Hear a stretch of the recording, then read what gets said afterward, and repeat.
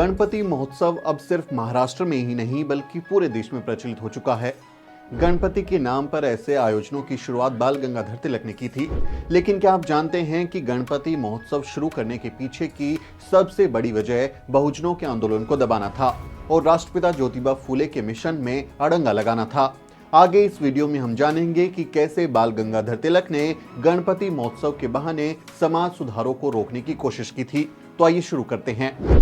19वीं सदी का भारत जाति के हिसाब से बुरी तरह बटा हुआ था। ब्राह्मण सबसे ऊपर थे, लेकिन शूद्र, अतिशूद्र यानी दलित समाज बहुत बुरी हालत में था। शूद्रों और महिलाओं की हालत पशुओं से भी खराब थी। ऐसे मुश्किल वक्त में राष्ट्रपिता ज्योतिबा फूले जैसा सितारा चमका, जिसने इस देश को रहने लायक बनाने के लिए अपनी पूरी जिंदगी लगा दी। फूले कहते थे कि इंसान और इंसान में जाति के आधार पर भेदभाव नहीं किया जा सकता। फूले ब्राह्मणवाद के खिलाफ जबरदस्त आंदोलन चलाते हैं। वो शूद्रों और अतिशूद्रों को अंधविश्वास से बाहर निकालने के लिए 24 सितंबर 1873 को सत्यशोधक समाज की स्थापना करते हैं।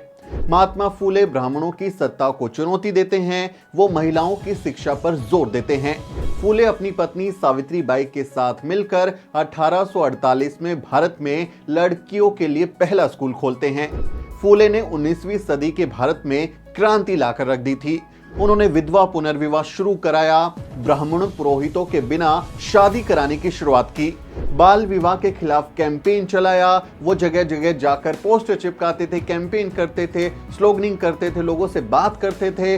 अनाथ महिलाओं और बच्चों के लिए शेल्टर होम भी खोले। दलित पिछड़ों के लिए शिक्षा पर भी जोर उन्होंने दिया।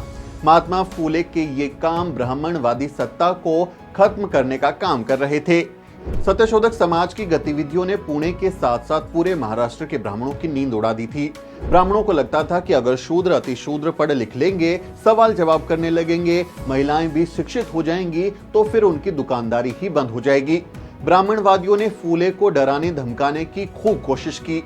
फूले को मारने के लिए उनके घर धोंडीबा जैसे हत्यारे को भी भेजा, जो बाद में फूले के ही अनुयायी बन गए। उन्हें घर से ही निकलवा दिया। समाज ने उनकी पत्नी यानी सावित्री माई पर गोबर फेंका, लेकिन वो झुके नहीं। धीरे धीरे फूले का असर सिर्फ पुणे में नहीं रहा, बल्कि पूरे महाराष्ट्र और आसपास के सूबों में भी दिखाई देने लगा। पुणे के ही नारायणपेट में बाल गंगाधर तिलक के अखबार केसरी का हेडक्वार्टर था। तिलक एक कट्टर ब्राह्मणवादी व्यक्ति थे, जो महात्मा फूले के सबसे बड़े आलोचक के रूप में जाने जाते थे। तिलक ने महात्मा फूले के आंदोलन को बदनाम करने, उन्हें अंग्रेजों का पिट्ठू साबित करने और हिंदू धर्म का दुश्मन दिखाने के लिए अपने अखबार केसरी और मराठा में लगातार लेख प्रकाशित किए। उनके बारे में बहुत बुरी बुरी बातें लिखी। लेकिन इन सब के बावजूद भी महात्मा फूले का असर कम नहीं हो रहा था। ऐसे में बाल गंगाधर तिलक ने धर्म और राष्ट्रवाद के नाम पर लोगों को जुटाने की चाल चली। आज भी आप देखते हैं कि लोग धर्म के नाम पर आसानी से खिंचे चले आते हैं और 19वीं शताब्दी के आखिरी दशकों में भी कुछ ऐसा ही हुआ। तिलक ने तब गणेश महोत्सव मनाने की शुरुआत की। तिलक ने लोगों को हिंदू धर्म के नाम पर लामबंद किया और गली मोहल्लों में धूमधाम से गणेश उत्सव मनाने लगे। इस बारे में महान स्कॉलर गेल ओमवेट अपनी किताब cultural revolt in A colonial society the non ब्राह्मण मूवमेंट इन वेस्टर्न इंडिया के पेज नंबर 262 और 64 पर लिखती हैं। तिलक ने धार्मिक भीड़ को अपने राष्ट्रवादी एजेंडे से जोड़ने के लिए गणपति महोत्सव की शुरुआत की थी। इन मेलों में गीत गाने वाले लोग न सिर्फ अंग्रेजों और मुसलमानों का मखौल बनाते थे, बल्कि समाज सुधारकों के बारे में भी ऊट-पटांग बोलते थे। तिलक महात्मा फूले को बिल्कुल पसंद नहीं करते थे और अक्सर अपनी अखबार केसरी और मराठा में उनके खिलाफ और उनके संगठन सत्यशोधक समाज के बारे में बहुत बुरी बुरी बातें लिखते थे। तिलक गणेश महोत्सव के नाम पर जुटने वाली भीड़ को महात्मा फूले और उनके संगठन के खिलाफ भड़काने के लिए खूब भाषण देते थे। पता नहीं क्या क्या बातें बोलते रहते थे, बहुत बुरी बुरी बातें बोलते थे। इस तरह उन्होंने धार्मिक जुलूस का इस्तेमाल अपनी ब्राह्मणवादी विचारधारा को आगे बढ़ाने के लिए किया। अब मैं आपको राष्ट्रपिता ज्योतिबा फूले और बाल गंगाधर तिलक के बीच चलने वाले मतभेदों के बारे में भी बता देता हूं कि ऐसे कौन से मसले थे, किन मुद्दों पर उन दोनों के बीच में मतभेद था और तिलक जो है वो महात्मा फूले को अपना दुश्मन मानते थे। राष्ट्रपिता ज्योतिबा फूले कहते थे कि 4 वर्णों पर आधारित जाति व्यवस्था बहुत खराब चीज है और इंसानों के बीच में जाति भेद नहीं होना चाहिए। लेकिन तिलक चतुर्वर्णीय जातिवाद के कट्टर समर्थक थे। तिलक का मानना था कि जाति पर भारतीय समाज की बुनियाद टिकी है। जाति की समाप्ति का अर्थ है भारतीय समाज की बुनियाद को तोड़ देना, साथ ही राष्ट्र और राष्ट्रीयता को भी तोड़ देना। तिलक ऐसा मानते थे। इनके मुकाबले आप देखेंगे तो जो राष्ट्रपिता फुले हैं वो कहते हैं कि जाति जो है वो खराब चीज है। फुले जाति को असमानता की बुनियाद मानते थे और इसे समाप्त करने का संघर्ष कर रहे थे, आंदोलन चला रहे थे कि जाति व्यवस्था को खत्म किया जाए। तिलक ने फुले को राष्ट्रद्रोही कहा क्योंकि वो राष्ट्र की बुनियाद जाति व्यवस्था को तोड़ना चाहते थे।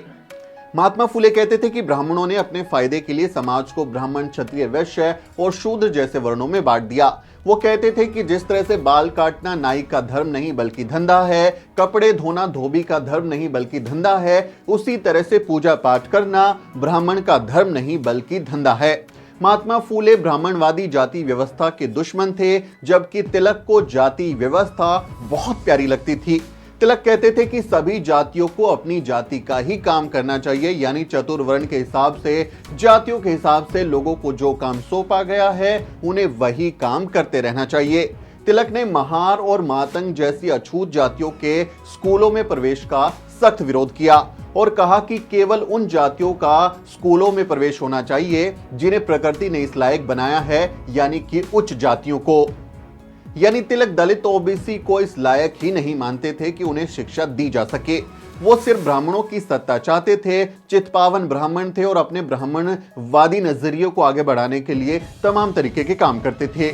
फुले कहते थे कि प्राथमिकी शिक्षा हर जाति के बच्चे के लिए अनिवार्य होनी चाहिए, लेकिन तिलक ने फुले के इस प्रस्ताव का कड़ा विरोध किया।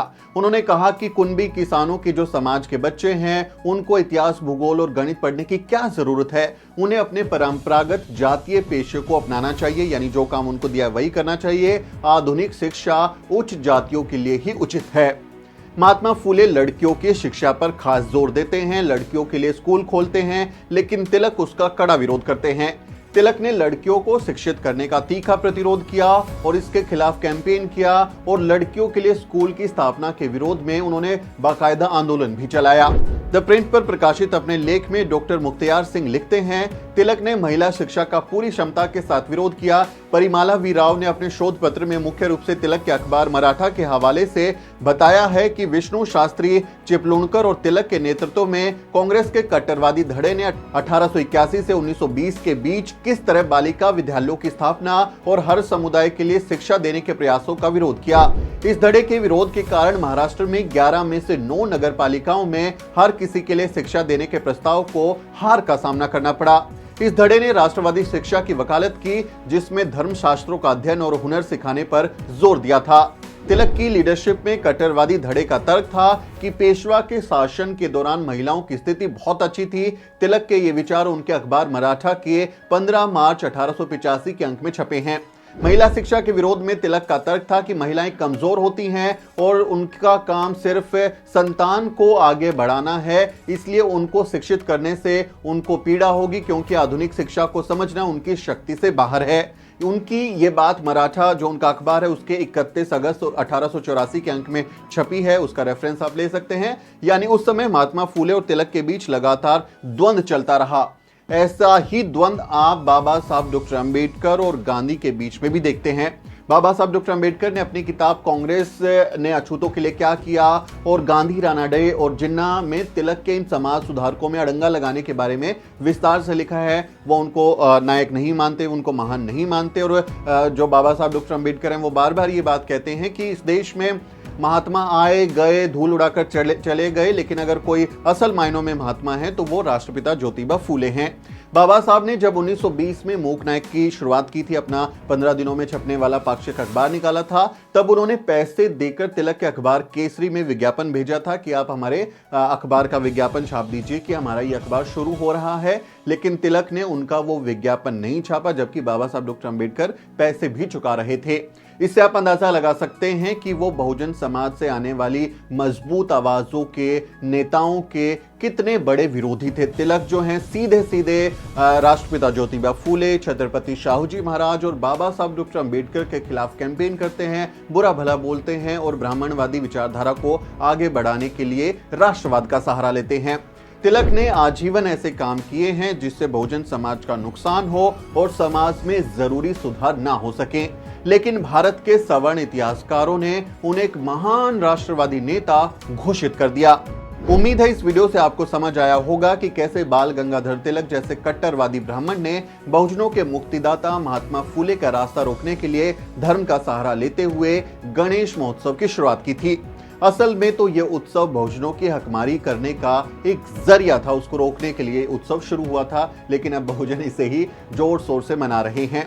मैं उम्मीद करता हूं कि जो भी बहुजन इन त्योहारों को मना रहे हैं वो इसके पीछे का इतिहास भी समझेंगे और अपने जीवन में बदलाव लाएंगे और अपने महापुरुषों और महामहिलाओं के संघर्ष को याद करते हुए ये सब दिमाग में रखेंगे कि जो भी वो काम कर रहे हैं उसके पीछे की कहानी क्या है और क्या उनकी हकमारी करने के लिए काम तो नहीं हो रहा है। इस मसले पर आपका क्या सोचना है? ये वीडियो आपको कैसा लगा? तिलक और महात्मा फुले के बीच का जो संघर्ष है उस बारे में आप क्या सोचते हैं? क्योंकि बहुत बार हम देखते हैं कि हम बाबा साहब डॉक्टर अंबेडकर और गांधी के बीच के जो संवाद है, जो टकराव है, उसके बारे में तो बात करते हैं, लेकिन जो राष्ट्रपिता ज्योतिबा फुले हैं उन्हीं के समकक्ष जो बाल गंगाधर तिलक हैं वो भी उसी तरह उनके साथ झड़प में थे, उनके साथ द्वंद्व में थे, उस पर बहुत ज़्यादा बात नहीं होती है। इसलिए मुझे लगा कि अब चूंकि ये ज़रूरी माहौल है उसमें आपको ये बात बतानी चाहिए। आप इस बारे में क्या सोचते हैं कमेंट करके ज़रूर बताएं। हमारे चैनल को भी ज़रूर सब्सक्राइब करें क्योंकि आप हमारी ताकत हैं और हमें और ताकतवर बनना है। बहुत बहुत शुक्रिया साथियों। मेरा नाम सुमित चौहान है और इस वीडियो स्टोरी में मेरी मदद कर रहे हैं मेरे सहयोगी मोहित और अजरा। अगले किसी वीडियो में मुलाकात होगी दोस्तों, तब तक आप देखते रहिए द न्यूज़ वीक। साथियों, अगर आपको द न्यूज़ वीक का काम पसंद है और आप चाहते हैं कि हम यूं ही अम्बेडकरवादी पत्रकारिता करते रहें तो हमारी आर्थिक मदद जरूर करें। आप अपनी स्क्रीन पर दिखाई दे रहे इस QR कोड को स्कैन करें और न्यूज़ वीक फाउंडेशन के खाते में अपनी दान की राशि भेजें। QR कोड के अलावा आप UPI के जरिए भी मदद कर सकते हैं। आप हमारी UPI ID newsweek@yes bank पर भी मदद भेज सकते हैं। इसके अलावा आप हमारे अकाउंट में भी मदद भेज सकते हैं। खाते का नाम है news week foundation, account number है 02358800000640। IFSC कोड है YSB000235। बैंक का नाम यस बैंक है और ब्रांच है नेहरू पैलेस दिल्ली। आप डोनेशन के एवज में इनकम टैक्स में भी छूट पा सकते हैं। डोनेशन की रसीद पाने के लिए ट्रांजैक्शन का स्क्रीनशॉट हमें भेजें। टाइप करें डोनेशन स्पेस आपका नाम और हमें 8595794224 पर व्हाट्सएप करें।